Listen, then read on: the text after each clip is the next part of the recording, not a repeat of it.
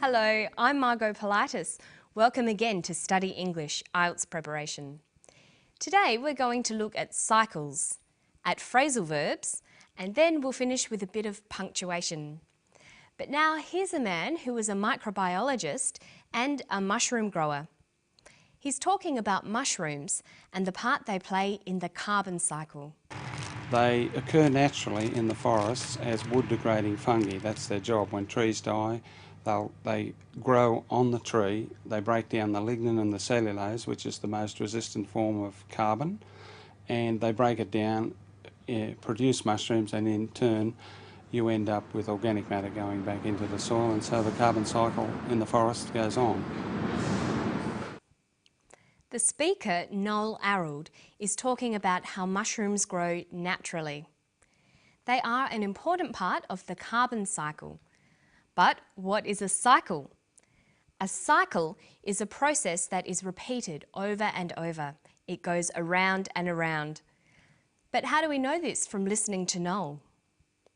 When trees die, they grow on the tree, they break down the lignin and the cellulose, which is the most resistant form of carbon, and they break it down, produce mushrooms, and in turn you end up with organic matter going back into the soil, and so the carbon cycle in the forest goes on. He says, and so the carbon cycle in the forest goes on. By saying the cycle goes on, he is telling us that this process happens again and again. At the end of the description, you need to signal that the process goes back to the beginning again. We can say the process goes on, the process begins again, the process repeats itself. In a cycle, there is no real end or beginning because the process just keeps going. When describing a cycle, we need to start somewhere, then describe in order each part of the cycle. There are many different ways of describing the stages of a cycle.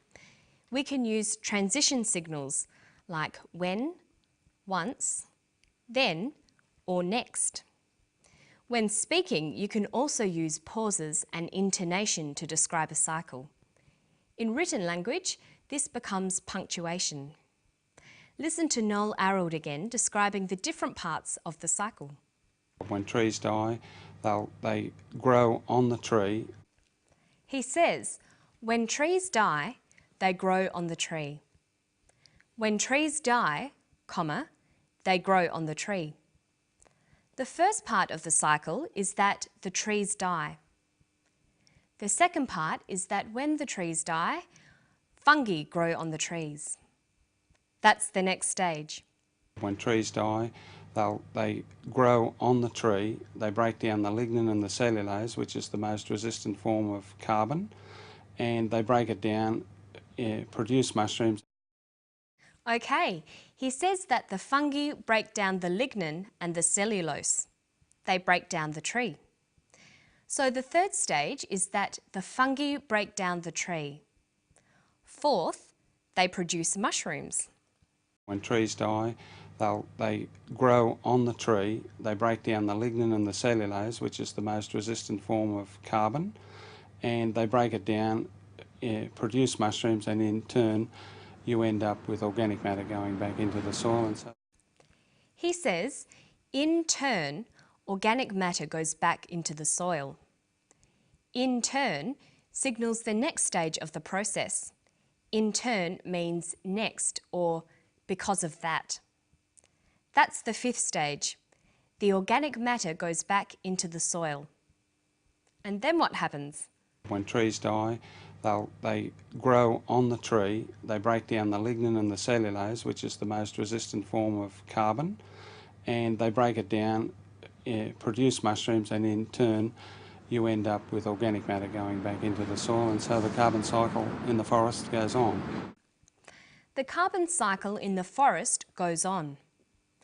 The organic matter helps new trees to grow again, and then those trees die. We're back to the first stage again. This is the carbon cycle. Okay, now we're going to look at some phrasal verbs. Phrasal verbs consist of a verb followed by a preposition.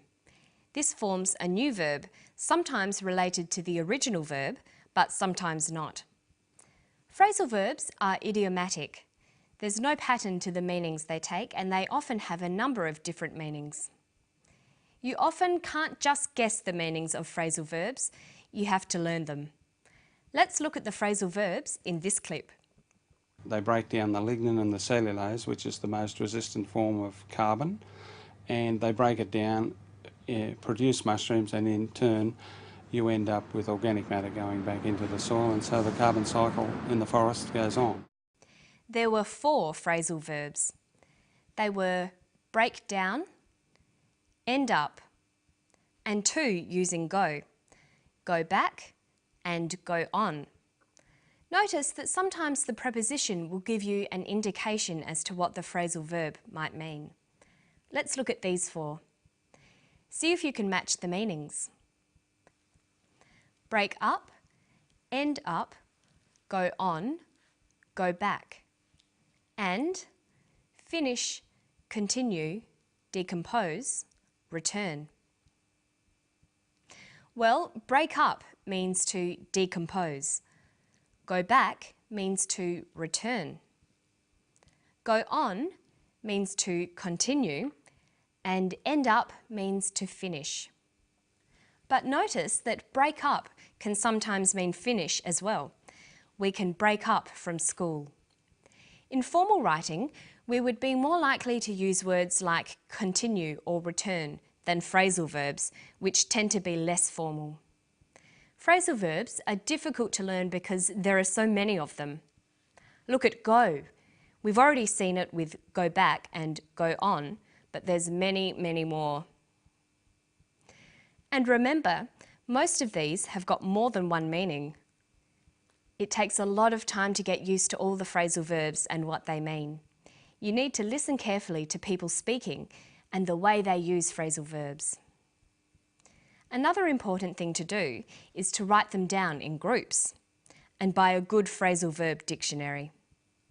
So pay attention to those phrasal verbs.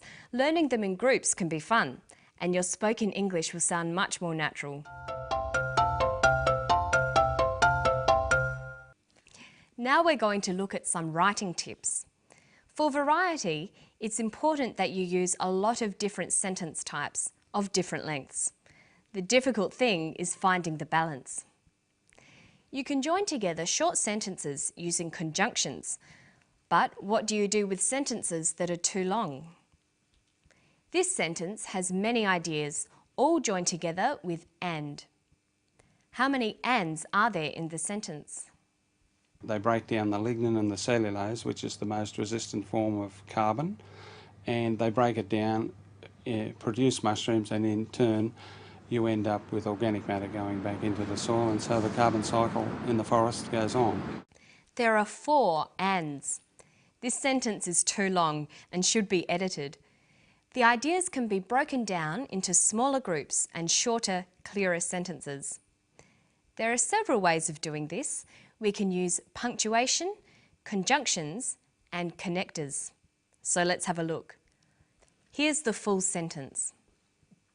We can start by using punctuation. Use a comma to separate clauses. Use full stops to separate complete ideas. And you can replace some of the ands with full stops. But remember, the new sentence must now start with a capital letter. Now we have a clear paragraph expressing a number of ideas with different kinds of sentences. And the carbon cycle goes on. But we can't go on. It's time to end this episode of Study English. But I'll see you next time. Bye-bye.